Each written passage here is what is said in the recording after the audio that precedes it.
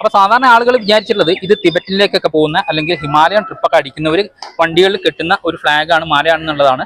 പക്ഷേ അതിനകത്തൊരു മന്ത്രമുണ്ട്, ഓം മണി പത്മേഹും എന്നുള്ളത്. അതായത് മണി എന്ന് പറയുന്നത് സംസ്കൃതത്തിലെ രത്നത്തെയും പത്മം എന്ന് പറയുന്നത് ഇവരുടെ താമരപ്പൂ, അതായത് ബുദ്ധിസ്റ്റിന്റെ ഒരു ദൈവിക പുഷ്പമായ താമരയെയാണ് വിശേഷിപ്പിക്കുന്നത്. അപ്പോൾ ഓം മണി പത്മേഹും എന്ന് പറയുന്ന ഈ മന്ത്രത്തിന്റെ യഥാർത്ഥ അർത്ഥം എന്ന് പറയുന്നത് നമ്മളുടെ അശുദ്ധമായ ശരീരവും സംസാരവും വാക്കുകളും പ്രവൃത്തികളുമെല്ലാം പരിശുദ്ധമായ ബുദ്ധന്റെ ശരീരത്തേക്ക് ചേർത്തിരിക്കുന്നു, അത് മറ്റു ജീവികളുടെ ക്ഷേമത്തിന് വേണ്ടി എന്നുള്ളതാണ് ഇതിൻ്റെ അർത്ഥം. ഈ ഫ്ലാഗ് ശരിക്കും അവരൊരു ദക്ഷിണയായിട്ട് നമുക്ക് തരേണ്ടതാണ്. നമ്മളൊരു ഇവിടെ പൂജ കഴിയുമ്പോൾ അവർ നമുക്ക് തരേണ്ടതാണ്. പക്ഷേ ഇന്ന് അതിൻ്റെ ചടങ്ങുകളൊക്കെ മാറി, ഇന്ന് ഷോപ്പുകൾ നമുക്ക് ധാരാളം അവൈലബിൾ ആണ്. അങ്ങനെ നമ്മൾ വാങ്ങിയിരിക്കുകയാണ്. അപ്പം നമുക്കും എന്തായാലും നമ്മുടെ വണ്ടിയിൽ കെട്ടിയിട്ട് നമുക്ക് പോവാം. ബുദ്ധൻ്റെ ആ ഒരു വാചകം അല്ലെങ്കിൽ ബുദ്ധൻ്റെ ആ ഒരു ഫിലോസഫി പറഞ്ഞുകൊണ്ട് തന്നെ ബുദ്ധൻ്റെ നാമങ്ങൾ വാഴ്ത്തുന്ന ഈ ഒരു ഫ്ലാഗ് നമ്മുടെ വണ്ടിയിൽ കെട്ടിയിട്ട് തന്നെ നമുക്കും പോവാം എന്നുള്ളതാണ്.